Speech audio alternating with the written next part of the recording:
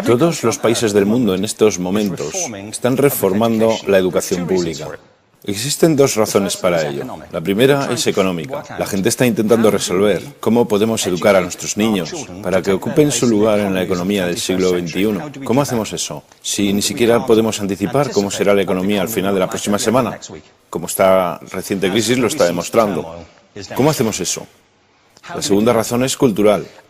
Todos los países del mundo están intentando resolver cómo podemos educar a nuestros niños para que tengan sentido de identidad cultural, para poder legarles los genes culturales de nuestras comunidades y a la vez formar parte del proceso de globalización. ¿Cómo cuadramos ese círculo?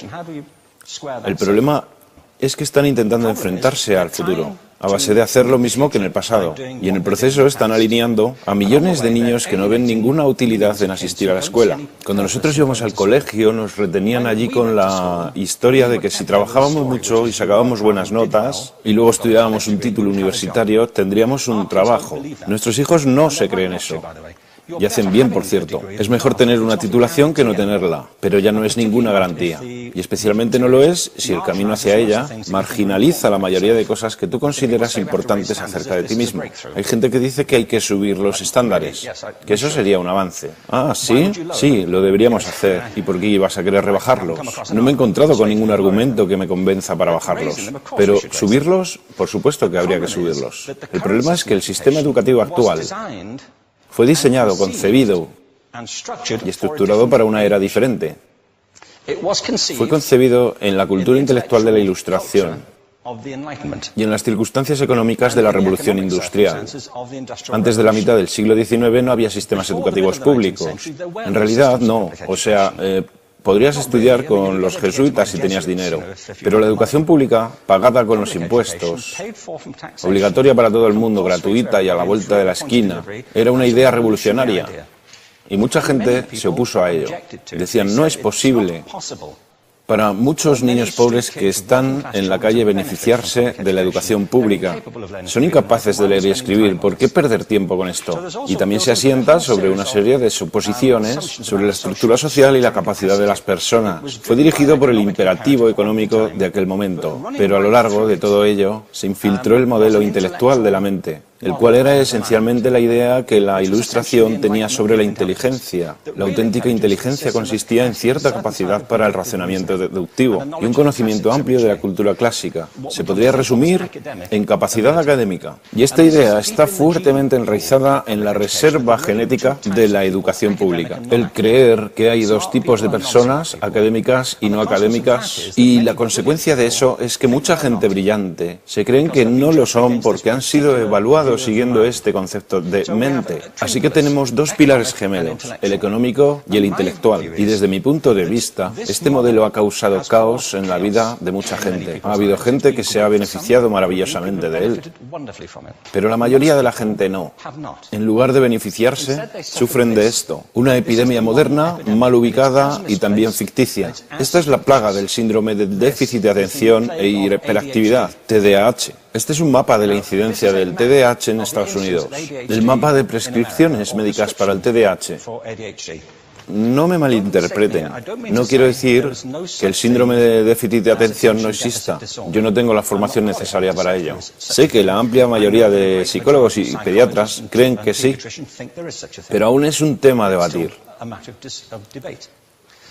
Lo que sí me consta es que no se trata de una epidemia. Estos niños están siendo medicados tan rutinariamente como a mi generación nos quitaban las amígdalas, por los mismos motivos caprichosos y por la misma razón, la moda de la medicina. Nuestros hijos están viviendo en el periodo más intensamente estimulante de la historia de la Tierra. Están siendo acosados con información y les están reclamando su atención desde todos los medios.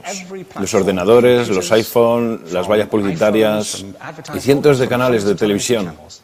Y nosotros les penalizamos por distraerse. ¿Distraerse de qué? Cosas que son un aburrimiento, en la escuela sobre todo. Me parece a mí que no es totalmente una incidencia el hecho de que la incidencia del TDAH haya crecido paralela al incremento de los test estandarizados. A estos niños se les está dando cosas como Ritalin, Adderall, a menudo medicación bastante peligrosa, solo para hacer que se concentren y se calmen. Pero según esto, el déficit de atención aumenta al ir al este de este país. La gente empieza a perder el interés en Oklahoma.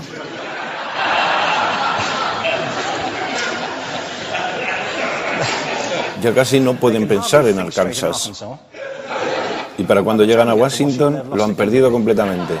Y hay distintas razones para ello. Es una epidemia ficticia. Si lo piensas, las artes, y no quiero decir que sea exclusivo de las artes, creo que también es cierto para las ciencias y para las matemáticas, pero permítanme hablar en particular de las artes, porque ellas son las víctimas de esta mentalidad en especial. Las artes tratan especialmente la idea de experiencia estética.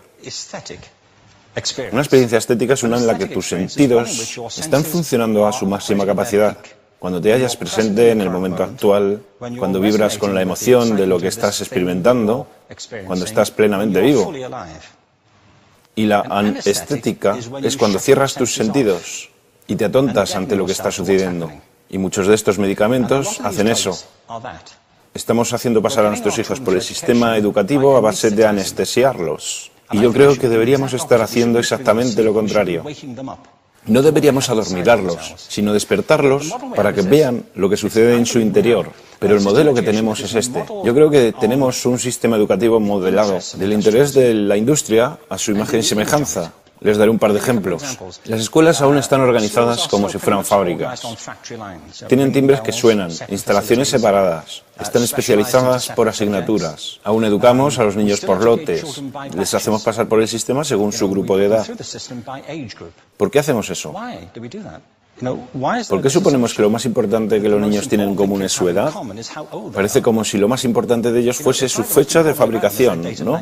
Bueno, yo conozco niños que son mucho mejores que otros niños de su edad en distintas disciplinas, o en diferentes momentos del día, o que son mejores en grupos pequeños o en grupos grandes, o que simplemente trabajan mejor solos. Si te interesa el modelo de aprendizaje, no puedes empezar con esta mentalidad de cadena de montaje. Se trata esencialmente de una conformidad. Cuando ves el incremento de los exámenes estandarizados y de los currículos estandarizados, todo se basa en la estandarización. Yo creo que tenemos que ir justamente en la dirección opuesta. Esto es lo que quiero decir cuando hablo de cambiar el paradigma. Hay un estudio estupendo que se ha hecho recientemente acerca del pensamiento divergente. El pensamiento divergente no es lo mismo que la creatividad. Yo defino la creatividad como el proceso de tener ideas originales que tengan valor. Pensamiento divergente no es sinónimo de creatividad, pero es un componente esencial de la misma. Es la capacidad de ver montones de respuestas posibles a una cuestión. Montones de maneras diferentes de interpretar una cuestión. Pensar lateralmente, como lo llamó Edward de Bono. No pensar solamente de manera lineal o convergente. Ser capaz de ver múltiples respuestas y no solo una. Así que yo diseñé un test para esto y voy a inventarme un ejemplo. A la gente se le puede preguntar cuántos usos se le ocurren para un clip. A la mayoría se les ocurren unos 10 o 15. A la gente que se le da bien, se le pueden ocurrir 200. Y lo hacen porque preguntan, ¿el clip podría estar hecho de goma y medir 60 metros? ¿Tiene que ser un clip tal como lo conocemos? Bueno, pues diseñé el test y lo probé con 1.500 personas. En un libro titulado Más allá del punto de ruptura, y en el protocolo del test, si superabas una puntuación determinada, se te consideraba un genio del pensamiento divergente. Así que quiero preguntarles, ¿qué porcentaje de la gente que hizo el test puntuó como genio en pensamiento divergente? Y debo decir una cosa más acerca de ellos. Eran niños de jardín de infancia. Así que, ¿qué opináis? ¿Qué porcentaje de genios?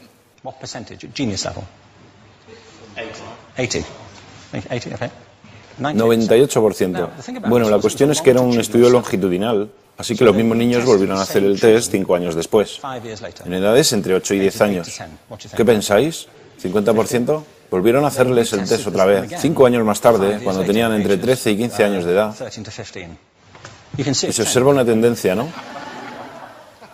Bueno, esto nos indica algo interesante, porque se supone que tendría que ser al revés, ¿no? Empiezas no siendo muy bueno, pero mejoras a medida que te haces mayor. Pero esto demuestra dos cosas. Una es que todos nosotros tenemos esta capacidad. Y la otra es que esta capacidad se deteriora en general. Muchas cosas les han pasado a estos niños durante su crecimiento, pero yo estoy convencido que lo que más les ha influenciado es que a estas alturas ya han obtenido una educación académica. Se han pasado 10 años en la escuela, oyendo que solo hay una respuesta correcta. Esta es la parte de atrás del libro, pero no la mires. Y no copies, porque eso es engañar. Fuera de las escuelas, a eso se le llama colaboración. Esto no sucede porque los docentes así lo quieran. Es simplemente porque sucede así. Es porque se halla presente en la reserva genética de la educación. Tenemos que pensar de forma diferente acerca de la capacidad humana. Tenemos que superar esta vieja idea acerca de lo académico y lo no académico, lo abstracto, lo teórico, lo vocacional, y empezar a verlo como lo que es, un mito. En segundo lugar, tengo que reconocer que la mayor parte de las veces el buen aprendizaje se da en grupos y que la colaboración es lo que alimenta el crecimiento. Si atomizamos a las personas, las separamos y los juzgamos por separado, formamos una especie de desconexión entre ellos y su ambiente de aprendizaje natural. Y en tercer lugar, un asunto importante es la cultura de nuestras instituciones, los hábitos de estas instituciones y los hábitats que ocupan.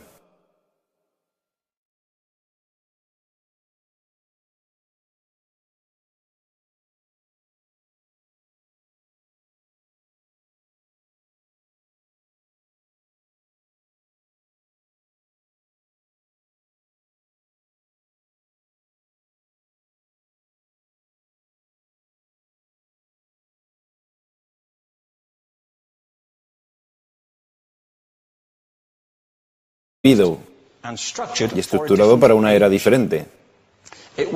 Fue concebido en la cultura intelectual de la Ilustración y en las circunstancias económicas de la Revolución Industrial. Antes de la mitad del siglo XIX no había sistemas educativos públicos.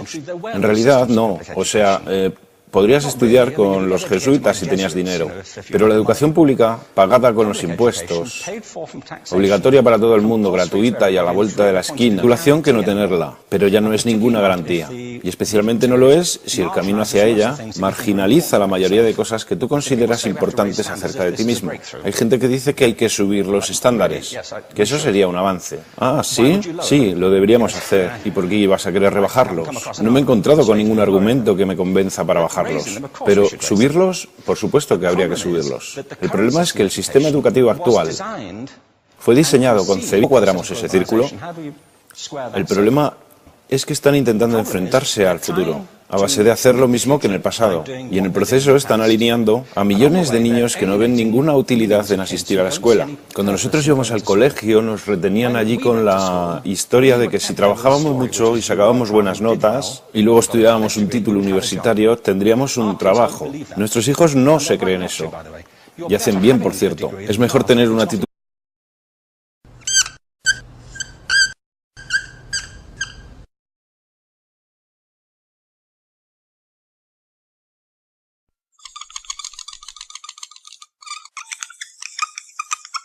Todos los países del mundo en estos momentos están reformando la educación pública. Existen dos razones para ello. La primera es económica. La gente está intentando resolver cómo podemos educar a nuestros niños para que ocupen su lugar en la economía del siglo XXI. ¿Cómo hacemos eso? Si ni siquiera podemos anticipar cómo será la economía al final de la próxima semana, como esta reciente crisis lo está demostrando. ¿Cómo hacemos eso? La segunda razón es cultural.